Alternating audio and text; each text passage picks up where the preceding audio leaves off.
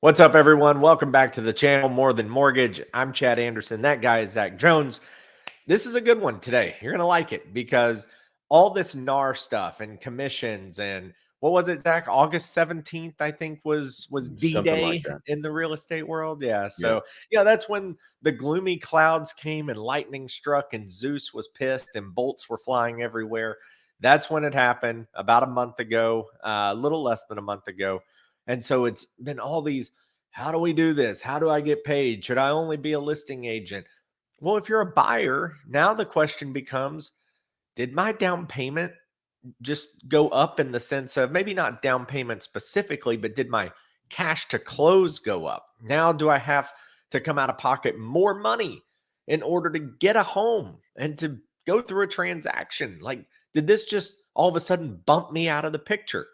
Well, it's going to depend. I've always said in a seller's market, it's going to cause some problems. In a buyer's Mhm. market, it's really not going to cause that many problems. But if you have to pay for your realtor's representation, for your buyer's agent, we want to kind of walk you through that and then go off on one or two spinoffs or tangents from that to kind of explain how you can do it, but then also some potential consequences if you do it that way and approach it from that angle. So, Zach, this is going to be a good one, but it's a big concern for a lot of people because they're worried about how much cash do you really have to bring to the table at this point.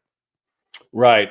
And there's been so much hype about the changes in the compensation rules for realtors and so many fearful responses from agents that I think that the very best thing that we can do at the beginning of this discussion is to shelve that fear for a minute, because there's some Yeah, very simple solutions if we can kind of very. get that emotional response out of the way.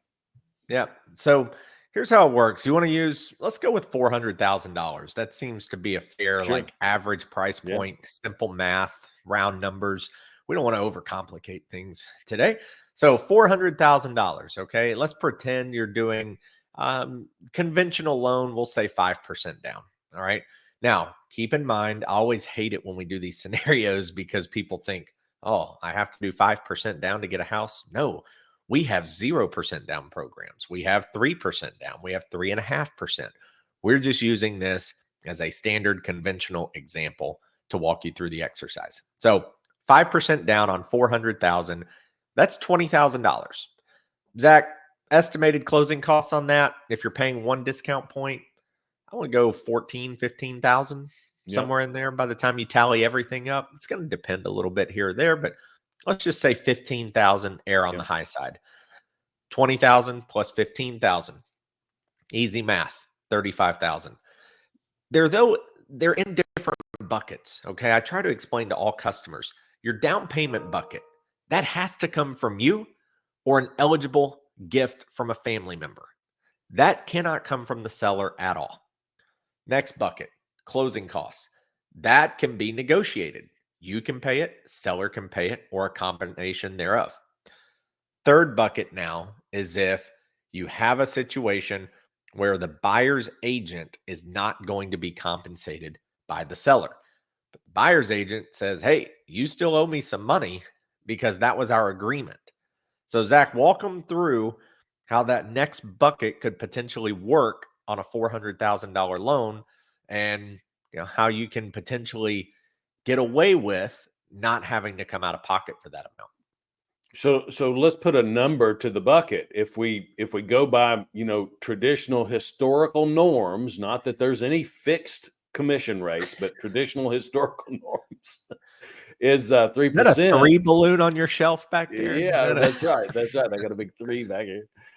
So the 3% commission to an agent on a $400,000 loan means that basically the buyer's agent, the agent that is bringing the buyer to the transaction, is looking to get a $12,000 commission on that on the work that they do on that transaction. So Yep. you got so now you've got this $20,000 bucket. You've got a $15,000 closing cost bucket, 20,000 down payment, $15,000 closing costs, and then a $12,000 commission bucket. Yep. Now, what we're going to propose to you is that all of this can be handled within the context of the negotiation with the seller, but you're going to have to make some movements in the actual offer price on the home. So if you've got this house, $400,000, if you want to get the seller, and see, we're mixing metaphors here a little bit, Chad, because I always tell people that sellers have a magic number. Right. When they're selling a house, they've got a magic number that they've kind of predetermined, and all the back and forth with their listing agent. This is how much we want to sell the house for, and from that, I want to walk away with this much. Okay, Right. so those are the magic numbers. So if a seller says, 400 is that's my number, I've got to sell this house for $400,000, then a buyer could come in and make an offer for 412. Yep. If the seller wasn't offering any commission for buyer's agents as a part of their promotion, part of the agreement that they've all established and made, then in order to get for the buyer to get the buyer's agent's commission paid, they could offer 412 with a $12,000 payment for buyer's agency fee. If you wanted to go a step further, you could add 15,000 to that and go 427 and ask for 15,000 in closing costs plus $12,000 in buyer's agent commission. Technically, that won't exactly work on that because there's a limit to the amount of closing costs that's allowed on a 5% down conventional, but we're trying to keep things simple here. Yep. So you could go in, offer 427, 15,000 toward closing costs, $12,000 toward the buyer's agency commission, and the seller looks at that. If they're going to need some help from their listing agent, but that seller looks at that and says, that's my magic number, 400,000, right? Did I do a good job with that? That's perfect. So here's what everybody goes, well, thanks, Zach. That's easy. We'll just write that up. So two things. First thing is I hear people all the time, and I want to debunk this real quick. I hear people all the time say, yeah, but I don't want to add $27,000 to my purchase price because my payment's going to shoot way up. Yes, of course your payment's going up, but let's define shoot way up. I literally heard that term over the weekend, and you kind of walk through the math and figure it out. Every $10,000 that you add on to a loan amount ends up being around $60-ish per month in principal and interest. So when you think about it, you go, well, wait, okay, 27,000 added. So it's 2.7 times 60. Well, that's going to come out to be about $155, $160 a month that it's higher. So if I bought the home for 400, but then paid 27 out of pocket, I'm paying 27 to only keep my payment 160-ish lower per month. Now, yeah, that's kind of the American dream. Just keep going into debt and then never pay anything off and just focus on monthly payments and not your balances. But if you do ask homeowners, a lot of them will say, no, because I'm getting in for the bare minimum at 5% down. I don't have the extra 27,000. Right. That's why I need to finance it. So it's only costing you, and I say only, but it's still in comparative terms, $160 a month is not bad when you're saving $27,000 in your pocket. So I want to make sure everybody's clear on that math. The biggest negative, and this is where it's going to get real tricky, the more and more these negotiations become popular, because sellers are going to get more educated on their risk too. They're at risk on some of this as well. And you think, well, how? Here it goes. What if the home only appraises for 400? Now you've got a seller. Because our purchase price is 427. That's the contract price. So it has to match. Yeah. And appraisers know what the list price was before you went under contract. They look up the property. They see the profile. They see everything. And they go, oh, this was a $400,000 house. And they're just padding it to cover all these extra costs and incentives and whatever. So okay, it's close. I can't justify 427. It was worth 400.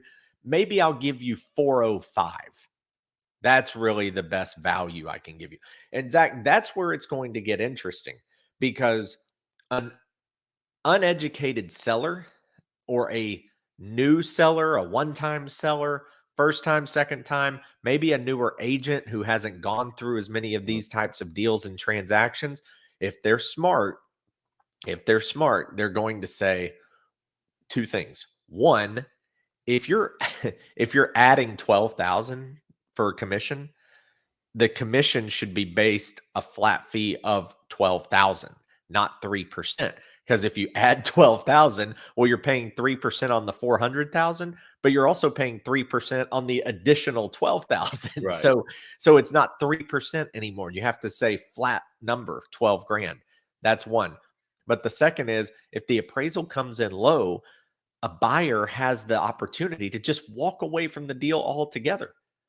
Now the seller has put in, time, effort, energy, fixing things, repair requests, etc. They've taken the house off the market. They've marked it as contingent or pending on the MLS.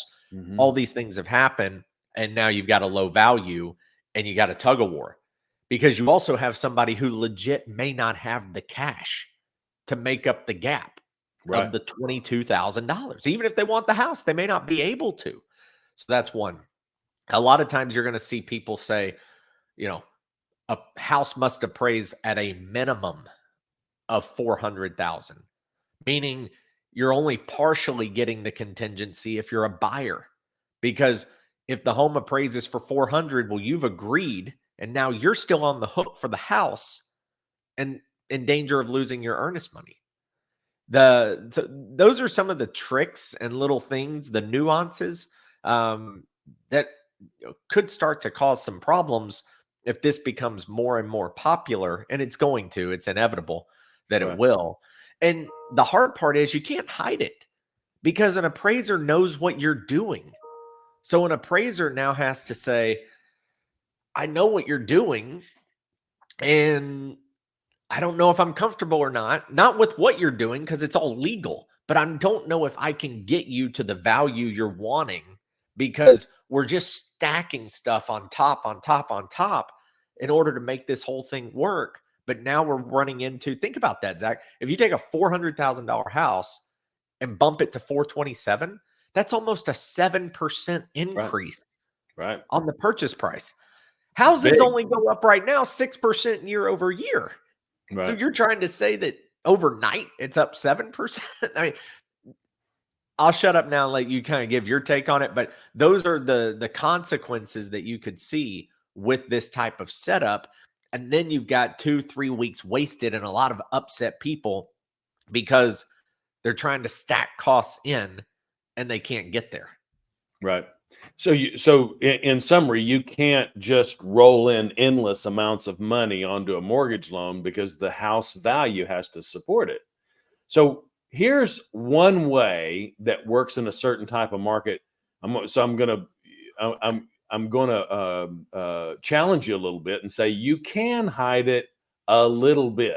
So in a buyer's market, that means that the buyer has the advantage that houses are sitting on the market for a longer time. And the longer the house sits on the market, the more motivated a seller becomes and the more advantage a buyer gets. So they can negotiate that price a little bit.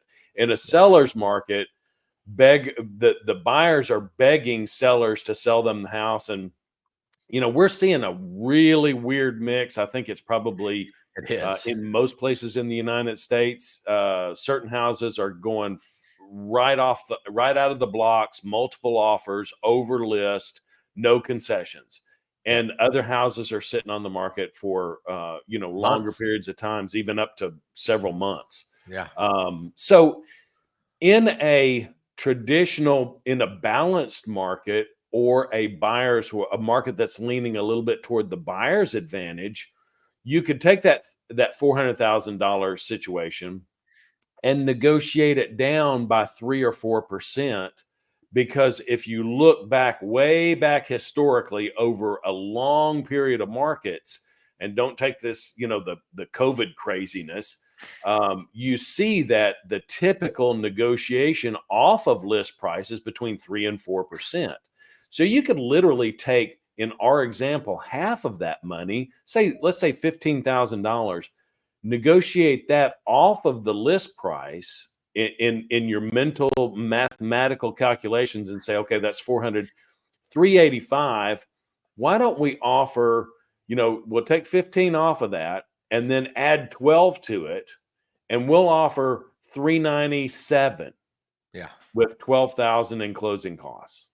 Yeah. Or 15,000 in closing costs in that example, or 15,000 in real estate commissions. So what happens is that seller, again, doing their magic number calculations, once all that's done and after it all washes out, they get good counsel about that. It's like 385. We're coming off of that, 3 or 4%. That seems reasonable. That's what our expectation was, or we hope to do better than that, but we've been sitting here for 3 or 4 weeks without an offer. Let's make that work. So our net is going to be 385, and then we pay commissions out of that and pay off our mortgage and go buy our new house because we're already under contract. That works for us. That is a way to hide part of it, which is to negotiate the price down a little bit and then add some to it so that you can help that seller. You got to help that seller get to their magic number. And that's all where we're trying to do, all the while trying to keep the appraiser from freaking out about this elevated value. What's going to be interesting is the seller brain in these scenarios, because it's a tough one, isn't it? It is, because here's the thing, is that what you said earlier, we don't really, in my opinion, have a buyer's market or a seller's market. We're literally down the middle, in my opinion. I don't even fall off the fence either way, literally, right? Like, I don't even have a stat to prove it. That's how it feels to me. Like, that's the vibe I get.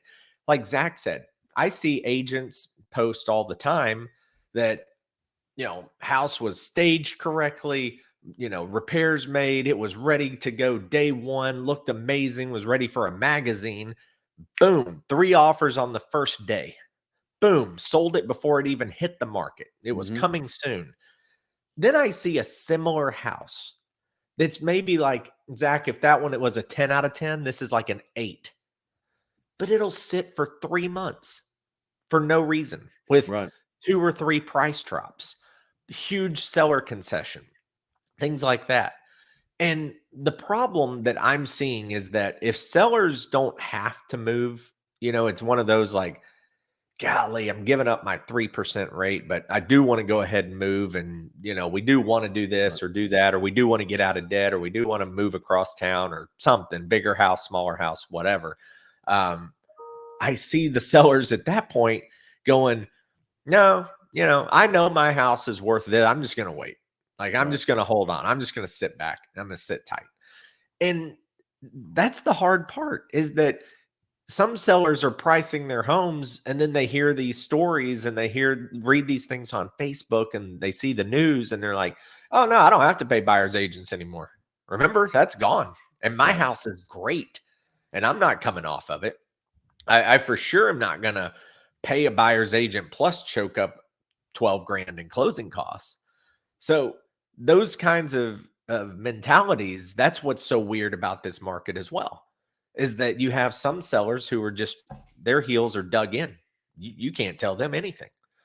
Then I've had 2 or 3 customers, 3 now. One of them chose a different path, but we had 2 that have closed where they went max seller concession.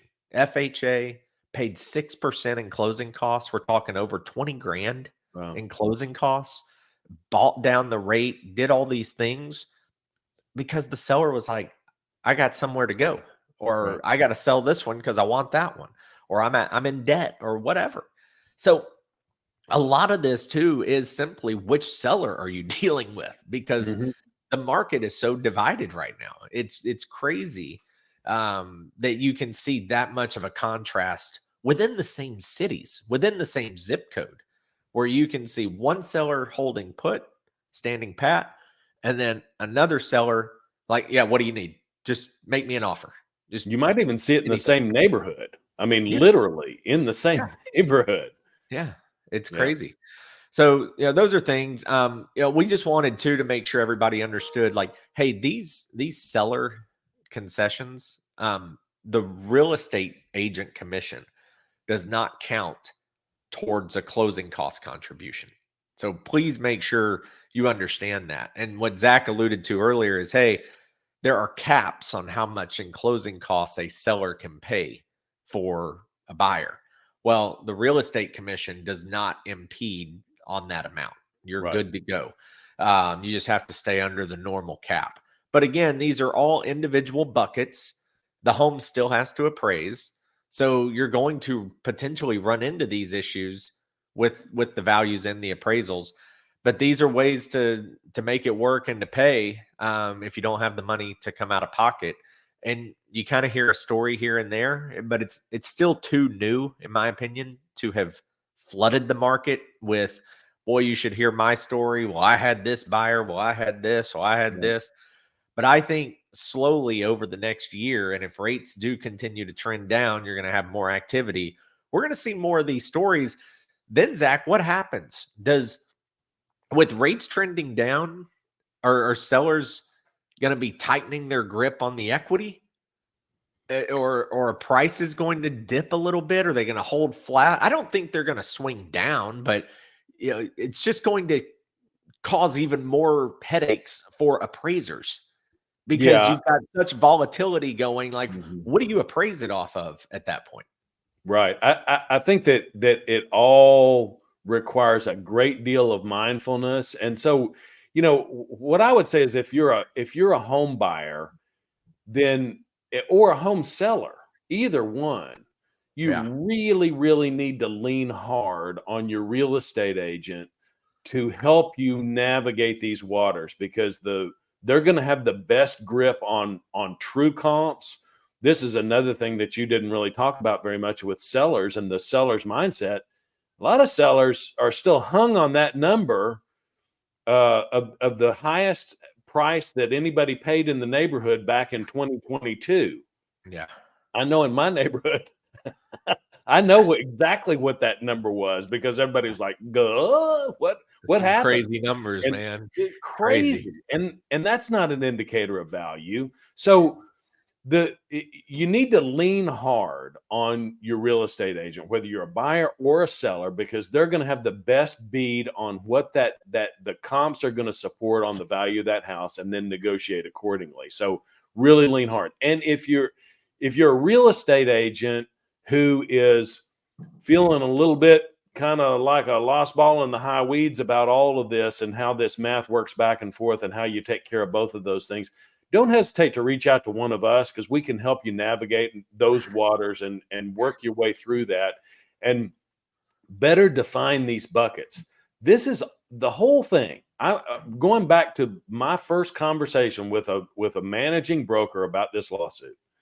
It's going to require a new level of communication. We have to be more expert communicators about the specific details of a transaction than we've ever been before, where there is a question about who's paying the buyer's agent commission. Yeah. We just have to be better about it, and we can't be scared of talking about big dollar numbers and who's going to pay that and where it's going to shift and how we're going to make both the buyer and the seller hit their magic numbers, make some adjustments, make some concessions, find that extra $147 a month. If I roll all this in and it all goes right and we hold our mouth right and the appraisal comes in and we close, I got to find an extra $147 a month. So who's giving up their Starbucks and who's giving up their cheeseburgers, and we're going to do in house movie night instead of going out and buying the $9 popcorn bucket. You can work all these things out because this is a house big investment, and if you're moving, you're doing that for very important reasons about lifestyle and family and memories and culture and schools and whatever. So everything is figure outable. One of my favorite quotes: everything is figure outable. When's the last time you went to a movie theater? You don't want to ask me that question. I used to be a big fan of I loved going to movies back. Me in my too. 20s, Yeah. absolutely loved going to movies. Same. I have not been in a movie theater, man. I it's embarrassing because I have a young daughter who goes. She was at the movies Friday night. I haven't been Yeah. in a movie theater in 6, 7, 8 years. I don't know. I avoid it Yeah. like the plague. I avoid it So like it was like it was about March or April of 2020. That's how I avoid it.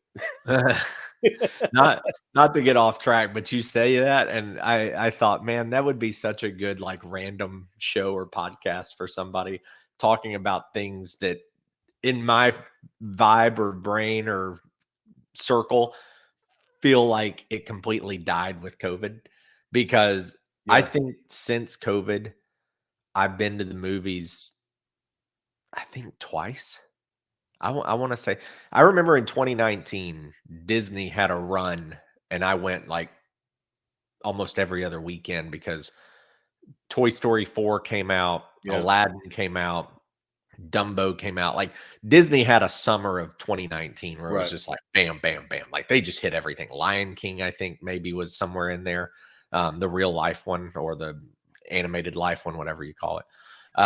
But when it comes to since COVID, I I took my boys to see Super Mario Brothers. I remember that one Okay. specifically. Yep. But we went at like 2 o'clock in the afternoon. It was one of those picked them up from school and surprised Right. them, go to the theater. But Brittany took them recently. I didn't go. And I remember her saying, like, for the four of them to go to the theater and to get a few drinks and the popcorn and like one treat or $140, something like that. So you just talk about cutting back expenses, and now people go, man, I can't believe you paid $30 for that to stream that on your TV or something like. It costs 140 to go to the theater. Right. I could Right. stream 4 movies over here, they're in theaters, but you can still, like, stream Yeah. them at home because 'cause they've been out for 2 weeks or 4 weeks or whatever. Anyway, sorry for the tangent, but you're right on the sellers and the buyers and who's gonna do this and who's gonna do that, and remember how people said, "Oh, this NAR lawsuit is gonna drive prices down?" I I never thought that for 1 minute because a seller is going to say, "Not my problem." And just because we don't have a buyer's agent involved anymore getting a commission, or maybe they're involved, but I don't have to pay them. Well, I'm not lowering my price by 3%. A Mm-mm. seller's looking at it going, I'm keeping my price up here. I'm going to try to keep that 3% for myself. Whoever said that prices were going to go down, that was that one just seemed like a basic. What are you talking about? You're Right. nuts. Like sellers are going to remain as greedy as possible, which they should. You should get the most you can for your house, depending Yep. on what your goal is, Yep. and that would be how fast you want to sell it. I mean that's what it comes down to. So And just on that note, I was, I do this math all the time, and I'm such a proponent of home ownership, and I've been barking it like from the rooftop. If you don't own a house, you need to get in and do it. I don't care what you buy, you need to buy because that part of the American dream really is slipping away. Affordability has left the station for a lot of people. And I was listening to one of my subscription services this morning talking about home values, and they had a $500,000 example, and they were talking about at this at the current appreciation rate, it'll appreciate at $23,750 a year. And I was like, yeah, that's at 6% it does this, and at 4% blah blah blah blah blah. But yeah, they got that out to that 5 year mark, and part of this is that I've got a client this weekend who's coming in and applying and wanting to upgrade to a new house, and at 5 years it was over $100,000. I'm like, now you're getting into some significant coinage. And then I thought about my clients, like that's where they got this great big old giant down payment is they bought 4 or 5 years ago, and they're just living in their house, just kind of doing their thing. And yeah, it's an amazing time for a lot of reasons in America. But boy, that home ownership thing, it really has become a passion of mine for first time buyers just to get in. It's not really, Just I getting don't in know. the game, man. I've got an odd passion about first time home buyers because Same. it's built around urgency and getting in the club. Yeah. The club is formed. I hate that the club is formed. I despise the idea that there's a haves and have nots, Yeah. but it's very clear in real estate in America. And I want you to have. Yeah. I posted this question the other day on Facebook, and a few people are idiots and took it the wrong way, because social media keyboard warriors. Um, it was about if the Feds do cut rates a week from now, a little over a week from when this is being recorded. No. Mortgage rates and Fed rates are two completely different things. Just please understand that. But as Zach and I have talked about, in this cycle, the Fed rate does have a very, very direct correlation with mortgage rates. Right. It has an extreme parallel with mortgage rates. So that's why people with mortgage rates are so focused on what the Fed is doing. Normally you wouldn't hear, but it's been built up and built up and built up. And now everybody's waiting on the Fed to do their thing. And my question was, if the Feds, they've already decided they're cutting it 25 bips, but what if they cut it 50 bips? What if they do 2 to 3 cuts this year? Really, the bigger question is not how many cuts, but how many basis points do they cut this year?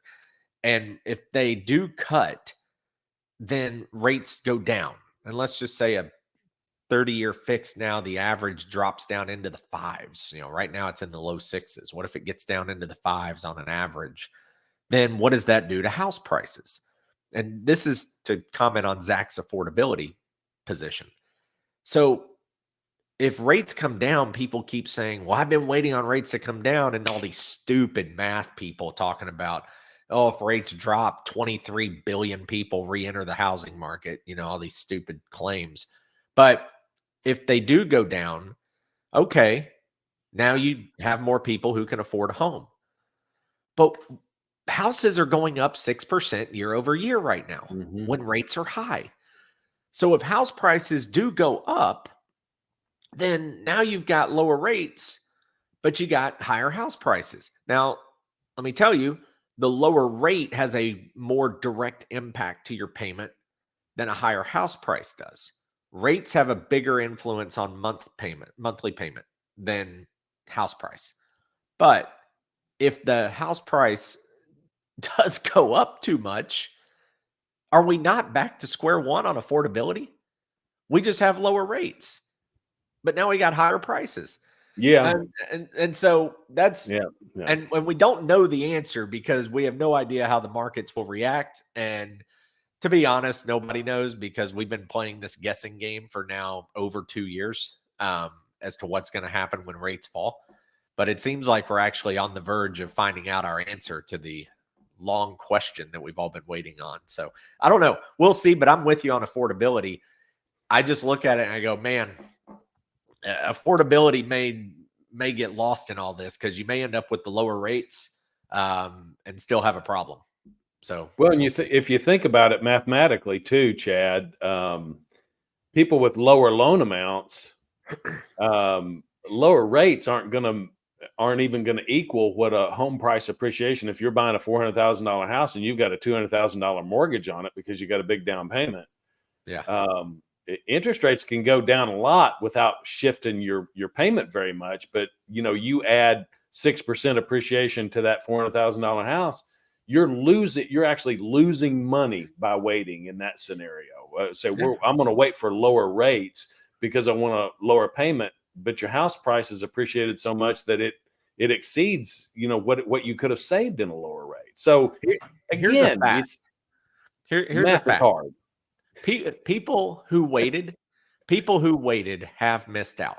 They have lost money on an average. I'm not saying somebody didn't get a deal and then 2 years ago and today they're, looking, smelling like a rose. On an average, people who waited have lost.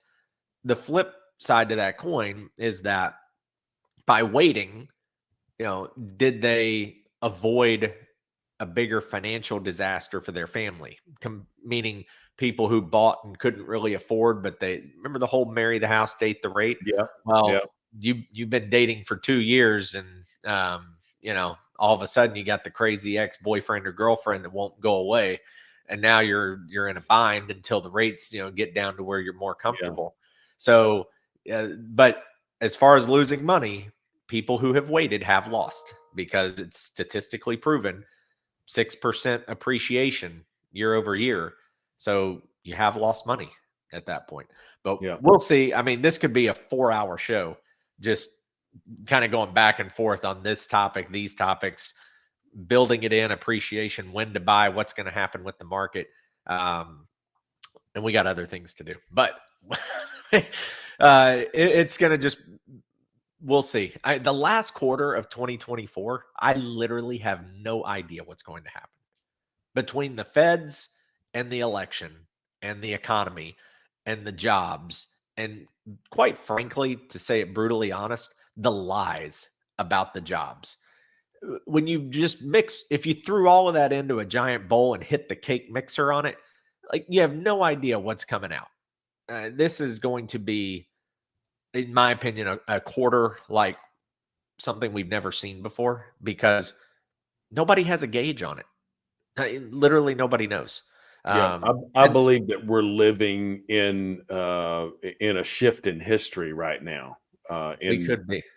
in a number of different ways. So Yeah. it's I'm just thinking about the 25 versus 50 bip cut next week. That's on September the 18th, is 8 days from now, and literally 5 days ago the advantage was to a 50 bip cut, Yeah. and today it's now 2-1 for a 25 bip cut.